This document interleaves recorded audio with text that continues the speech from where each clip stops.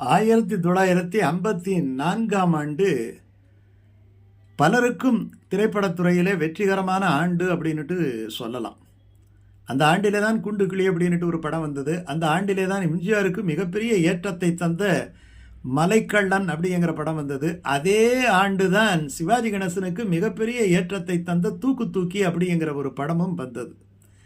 இதெல்லாம் ஒரு பக்கம் இருந்தாலும் இந்த மலைக்கள்ளனுக்கு சுப்பையா நாயுடு இசை, குண்டு கிளிக்கு கே.வி. மகாதேவன் இசை, அதே ஆண்டில் வெளிவந்த இந்த படம் அதாவது தூக்கு தூக்கிக்கு ஜி. ராமநாதன் இசை.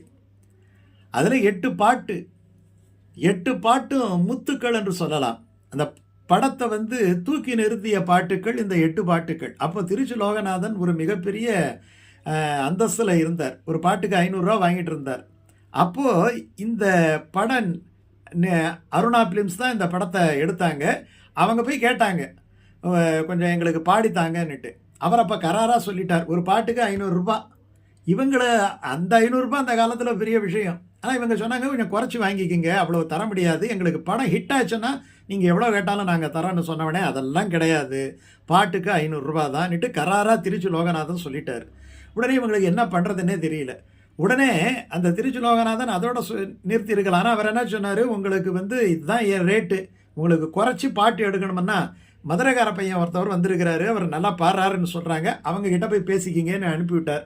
எந்த நேரத்தில் வாய் முகூர்த்தம் அவர் சொன்னாரோ தெரியல. நேராக இவங்க மயிலாப்பூரில் பக்கத்தில் ஏதோ ஒரு லாட்ஜில் சின்னதாக ஒரு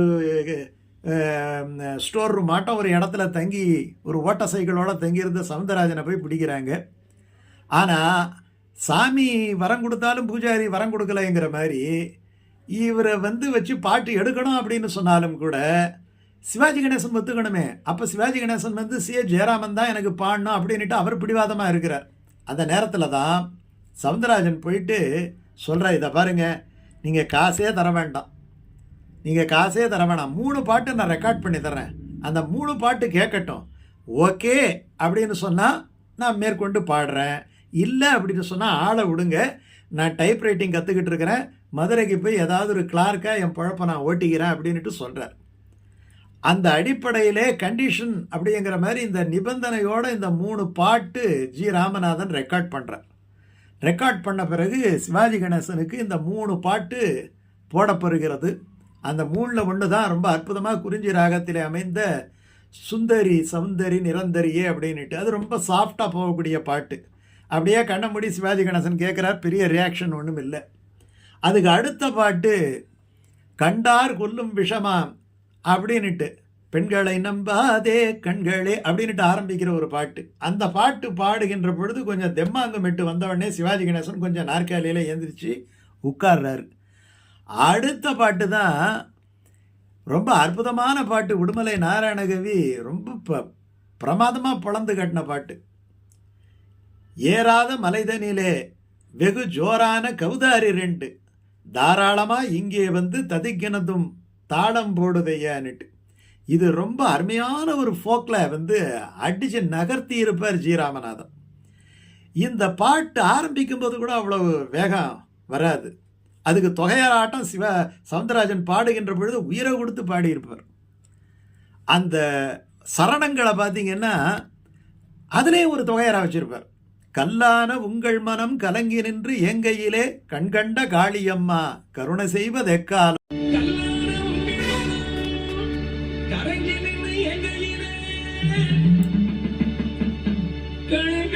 காளியம்மா கருணை செய்வதெக்காலோ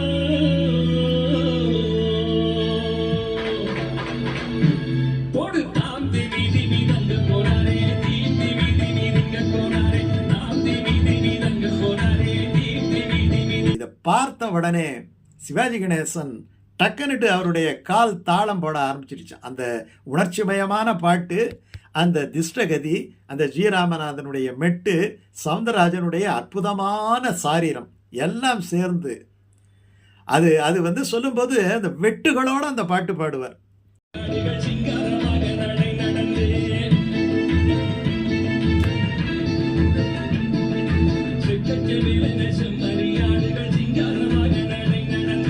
பத்தனையாகவே பேசிக்கொண்டு பலி வாங்கும் முதலியை நம்புதடா, பத்தனையாகவே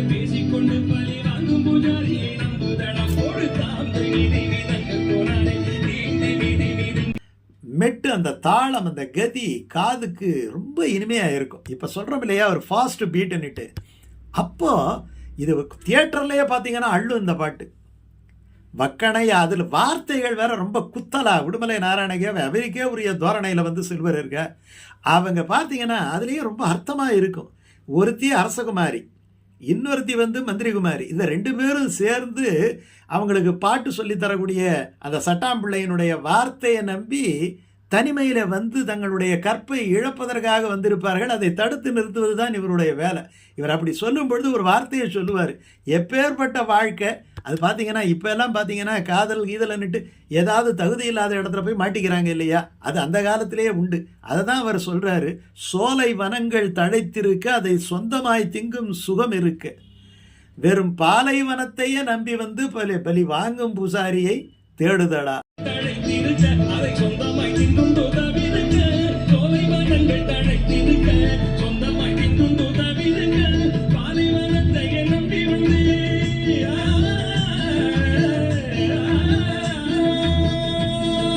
பாலைவனத்தை நம்பி வந்து பழி வாங்கும் பூஜாரியை தேடுதடா, பாலைவனத்தை நம்பி. எவ்வளவு அர்த்தம் பாருங்க, எத்தனை உயர்ந்த ஒரு விஷயம். ஒரு எச்சரிக்கை, ஒரு வார்னிங்னு சொல்றோம் இல்லையா. சோலை வனங்கள் தழைத்திருக்கு, நல்ல அற்புதமான வரன்கள் எல்லாம் காத்திருக்கு. நீ அரசகுமாரி, நீ மந்திரிகுமாரி, உங்களுக்கு தலையெழுத்தா இங்கே வந்து இவங்கிட்ட மாட்டிக்கிட்டு இதை சொல்லுவார். இதை சொல்லும்போது ரொம்ப அற்புதமான வரி. அது பாடுகின்ற பொழுது சவுந்தரராஜன் பலவிதமான ஜாலங்களை தன்னுடைய குரலிலே காட்டியிருப்பார். அதாவது இந்த பாட்டு அவருக்கு வந்து ஒரு சேலஞ்ச். இதுதான் அவருடைய வாழ்க்கைக்கு மிகப்பெரிய திருப்பத்தை தந்து அடுத்து ஒரு 15 ஆண்டுகள் இவரை தவிர பாடுவதற்கு வேறு ஆள் இல்லை என்கிற அளவிலே தூக்கி நிறுத்திய ஒப்பற்ற பாட்டு ஏறாத மலைதனிலே. இந்த ஏறாத மலைதனிலே என்கிற வார்த்தையிலேயே ஒரு அற்புதம் இருக்கு. ஏறாத மலைதனிலே ஏறி வந்தவர் இல்லையா. அந்த காலத்தில் எத்தனை தடைகள்.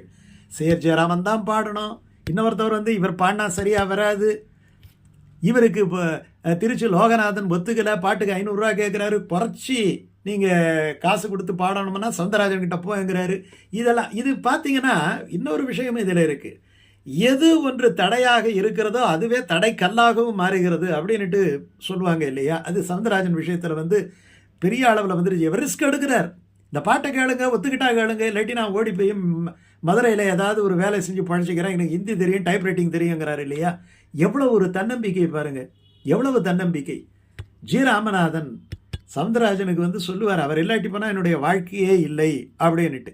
இந்த படத்தில் இன்னும் ஒரு சிறப்பு அப்படி என்னன்னா, இந்த 1954 தான் 3 பாட்டு பாடினார். குண்டு கிளியில் ஒரு அபாரமான பாட்டு பாடினார்.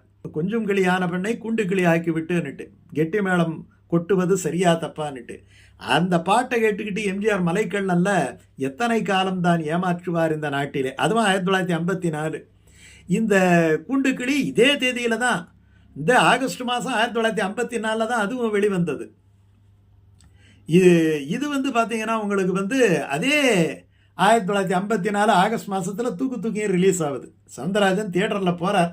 போகும்போது மொதல் ஆஃபில் பார்த்தீங்கன்னா பெரிய அளவில் எந்த வரவேற்பும் இல்லை, சாதாரண பாட்டு மாதிரி போயிட்டே இருக்குது. அதுக்கப்புறம் இவன் பைத்தியமாக மாறி போய் பாடுறார் இல்லையா, கண்டார் கொல்லும் விஷமாம் கட்டழகு மங்கையரை அப்படின்ட்டு தூக்கி ஆரம்பிக்கும்போது தியேட்டரே அப்ளாஸில் அடி புழக்குது. சவுந்தரராஜனுடைய வாழ்க்கையில் மிகப்பெரிய ஏற்றத்தை தந்த ஏறாத மலைதனிலே என்கிற பாட்டு. அந்த பாட்டு வந்து அதான் சொல்கிறோம் இல்லையா, எல்லாருக்கும் ஒரு டேர்னிங் பாயிண்ட் கிடைக்கும். அந்த மாதிரி ஒரு டேர்னிங் பாயிண்ட் சவுந்தரராஜனுக்கு கிடைச்ச அற்புதமான பாட்டு இந்த ஏறாத மலைதனிலே.